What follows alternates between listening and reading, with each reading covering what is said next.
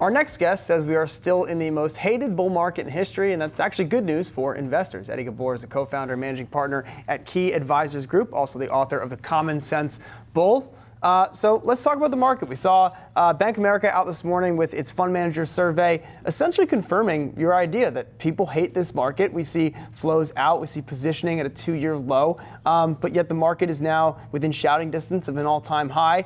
And I think that right now, to me, I look at the charts and I say things are fine. What's your look at this setup? I agree. And this bearish outlook and all the bears that continue to come out and hate this market continues to support the bull market thesis. So I love it when we see this much bearishness. Like the fourth quarter, all the bears came back out again saying that here we go again, 2008. But my argument the whole time, the last 5 years, and I've been debating these bears, is the fundamentals are completely different. We have low rates, we have a growing economy, the labor market's strong, and we're seeing the highest wage growth that we've seen in 10 years. So to go back to the fourth quarter, what do you make of that event? I mean, why do you think we saw a sell-off like that? I mean, essentially at this point, it feels like the standard state narrative is that we had a lack of liquidity. A lot of people were forced to sell everything really up to that Christmas Eve event. Do you think it was that, or was it just people got so excited about confirming their priors that they wanted this to be the one, and ultimately it was just kind of a blip on the radar? It was all about the Fed in the fourth quarter. Okay, the yield curve started to tighten,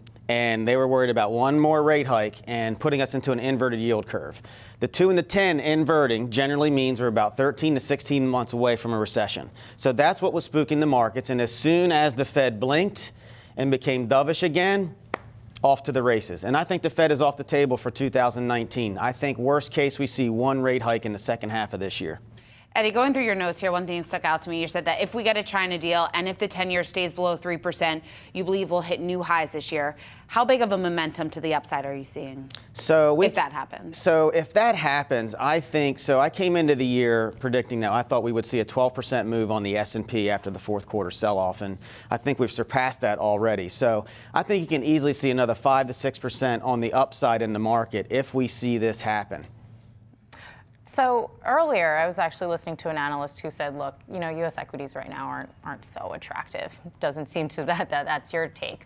One, talk to me a little bit about that disagreement, and if you think there needs to be a reallocation, and if so, where? Perhaps emerging markets or other international markets? Well, I actually like emerging markets, and from the standpoint and we're talking about trade, I think if we get a trade deal, you could see higher upside internationally and in the emerging markets, because keep in mind, they've actually sold off a lot worse because of this. Trade has hurt international markets more than it's hurt the domestic markets. So if we get a trade deal, I agree. Obviously, there's more risk in the emerging markets, but I think there's tremendous upside more in emerging markets than U.S., only because they have a long ways to go to the upside. Now, when you look at the market more broadly, you mentioned that 5-year time frame. We've had a few people through here who said we really didn't start the bull market until 2013. We finally broke out to new highs. I mean, is that the way that you're seeing this current run, that it's not from that March 09 low, you know, that we're a decade past now, but really it's from the first moment we made a new all-time high, and so we are at the beginning of a much more extended run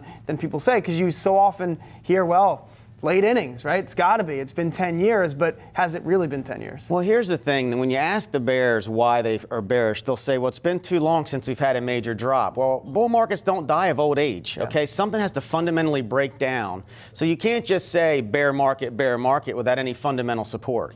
So until the fundamentals change from an interest rate standpoint, from an economic standpoint, and growth is still there, I will continue to be bullish. There have been times, like in October, when I got a little bit bearish because there was too much complacency in the market.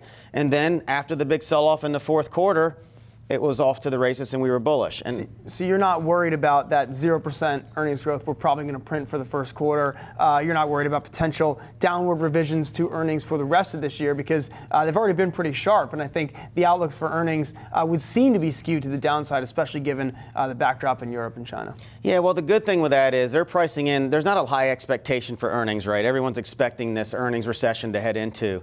And I think with the damage that was done in the fourth quarter, because there was a lot of damage done to the market, that the second half of this year, with rates being where it is, that earnings may actually exceed expectations.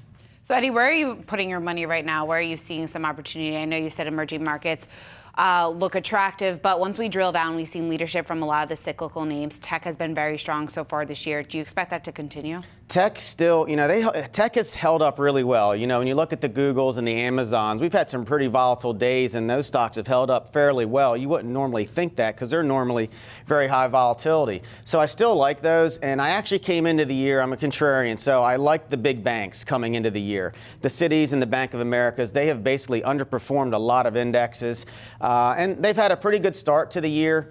I would expect short term to see a breather here for the market until, again, we get some clarity in regards to China. All right, Eddie Ghabour, Key Advisors, thanks for stopping by. Thank you for having me.